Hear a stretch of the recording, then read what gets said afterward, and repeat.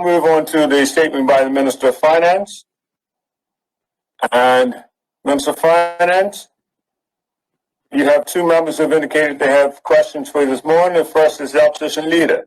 Opposition Leader, would you like to put your question this morning? Thank you, Mr. Speaker. Can the Minister quantify the value and number of payments made without prior approval by the Director of Workforce Development and the Permanent Secretary of Labor? Understand? No. Do you have a supplementary? Supplementary? When can the Minister provide that information? Understand? Perhaps at the next sitting of the House. Okay. The Minister is going to undertake that. He'll see if he can have it available for the next sitting. Any further supplementaries? Yes, supplementary. Yes, put your supplementary. Will the Minister confirm the number of payments made before the new and amended regulations was brought into force? Understand? Mr. Speaker, I would ask the Honourable Opposition Leader to provide clarity on which amended regulations he's speaking about, because the regulations several times. I'm referring to the last sentence on page 3 of his statement and the top sentence of page 4.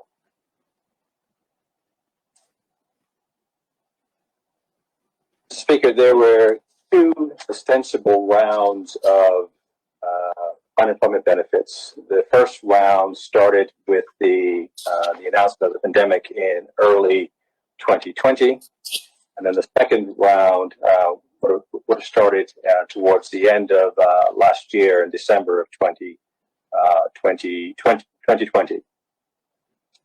So there were close to $55 million, approximately $50 million spent on unemployment benefits last year. And then since that time, we've spent an additional $17 million. Okay. You've used both your supplementaries. Would you like to, does any other member have a supplementary? Yes, Mr. Speaker. Would you like to put your supplementary? Thank you. Honorable Minister, you've mentioned that there are 10,000 people who have received the unemployment benefit and that there have been mistaken overpayments. Are you able to give percentages in terms of those 10,000 people or gross figures as to how many people were overpaid by one or other of the errors identified in your statement?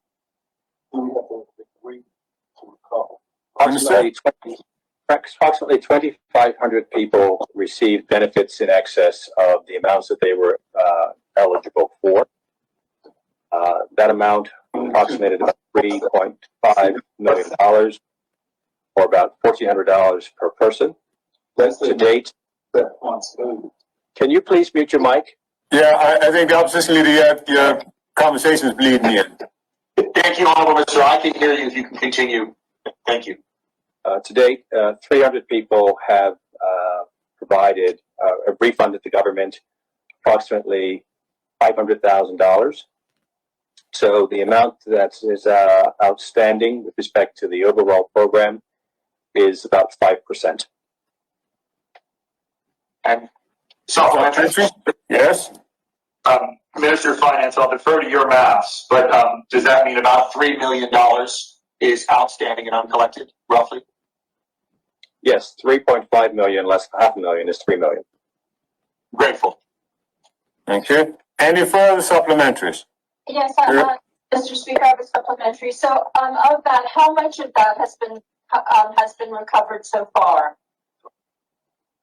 Speaker, I just answered. Sorry. Speaker, I just answered that question. I think you said $1 million, was it? No, 500,000. 500,000. Thank you. Okay. No further supplementaries on that? Opposition leader, would you like to put your second question? Thank you. The minister indicated that there were new processes implemented and developed to ensure that there were checks and balances to ensure the effective audit trail. Can the minister provide confirmation that the Auditor General or that his auditor was involved in this process and that they signed off on the new process? Minister? We proactively, at some point in the middle of 2020, engaged PwC to do an audit of our processes and the controls in place. We later in the second phase of the project, of the program, decided to change the way in which people verified their status as being employed or remaining unemployed. In the earlier phase of the program, there was an honors system that required people to notify us once they had returned back to work, which is largely the reason why overpayments were made, because and people confirming that they had returned back to work. Under the new revised program, applicants were required to advise the government every week before a payment cycle was made that they were unemployed. People did not confirm that they remained unemployed. They did not receive a payment. And payments were also made in arrears in the second phase of the project, as opposed to being made in advance. Supplementary? Supplementary, Mr. Speaker. What's your supplementary? The Honorable Minister mentioned an outside entity doing an audit. What was the cost of that audit? It might have been $20,000, if that much. Thank you, Mr. Speaker. Any further supplementaries? I have a supplemental, Mr. Speaker. Continue. The minister indicated that in the first paragraph of his sentence, of his presentation, that there was a legislative mechanism to offset funds earned arising from benefits payments against future payments. Is there a mechanism in place whereby the individual involved has to approve or sign off on this process? That's it. Not that I'm aware of, Mr. Speaker. Thank you. Another supplementary? So individuals can have the offset without providing approval, is what the minister is saying.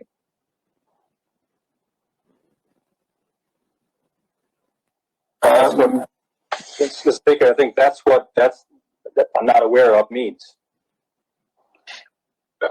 What we have done, Mr. Speaker, in the cases where we have already collected funds, where we don't have the ability currently to offset, is we have been in touch with the affected individuals, and in some instances with their employers, because their employers have helped to facilitate the collection of the data required to provide the individuals with the benefit.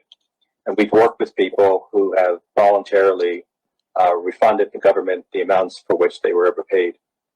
What we don't want to do is get into the business of going to court around recovering these amounts of money, because in the first instance, the cost of the court process is an additional burden for the individual as well as the government. And we have had, up until now, very good reactions, receptivity from the individuals who, in most instances, acknowledged that they were overpaid and that they made a mistake in terms of not getting back to us in the appropriate amount of time.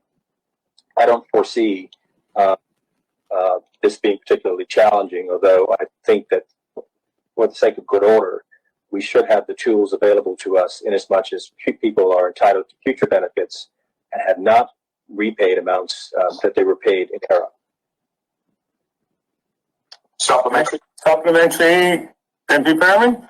Thank you, Mr. Speaker. Honorable Minister of Finance, in terms of the term benefits that the repayments are going to be sought from individuals, which benefits will they be clawed back from? Are there just future unemployment benefits, or would they be clawed back from any government benefits? Primarily the unemployment benefit. We're not contemplating affecting other benefits that persons may receive.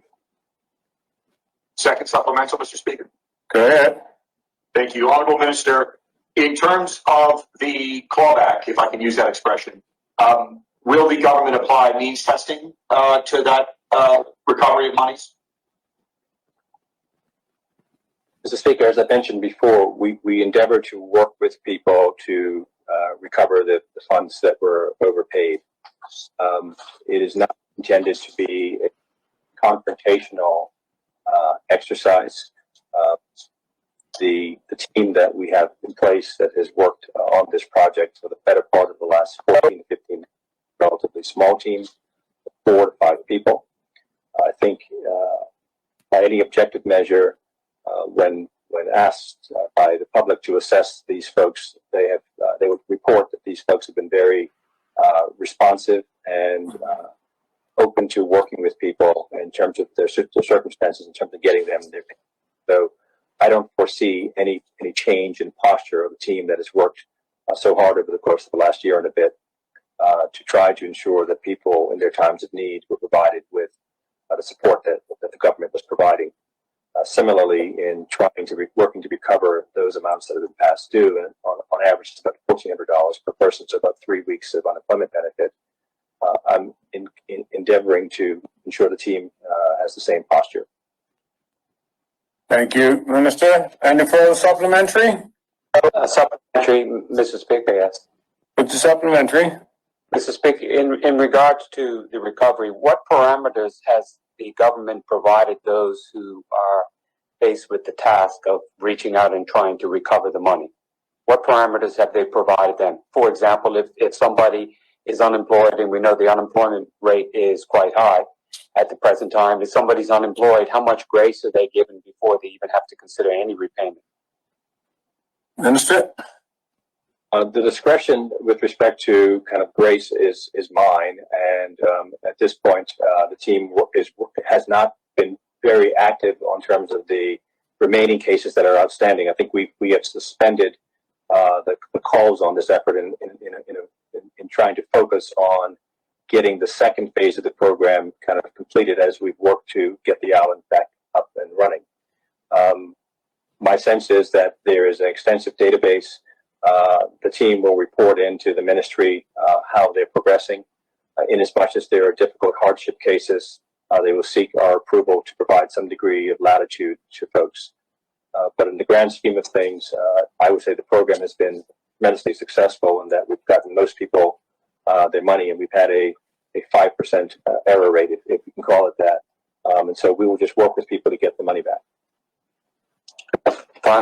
Second supplementary? Our final supplementary, Mr. Speaker.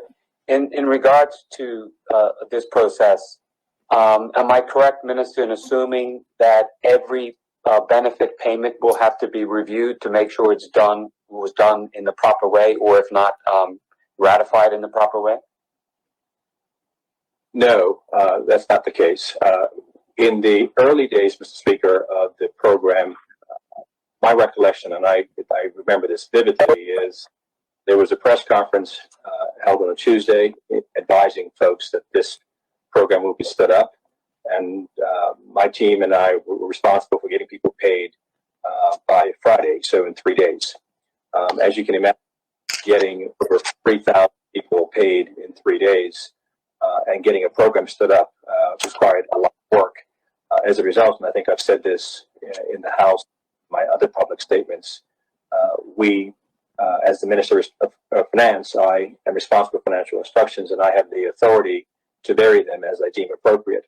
And so the financial instructions does allow me some degree of flexibility to break the rules or change the rules. And so we, in the spirit of efficiency, instead of having people follow the rules around providing all of their data, we allowed employers to assist us in making submissions on behalf of their employees. And then we went back to kind of validate that information. And so there were a number of controls in place. Of course, all controls are not perfect.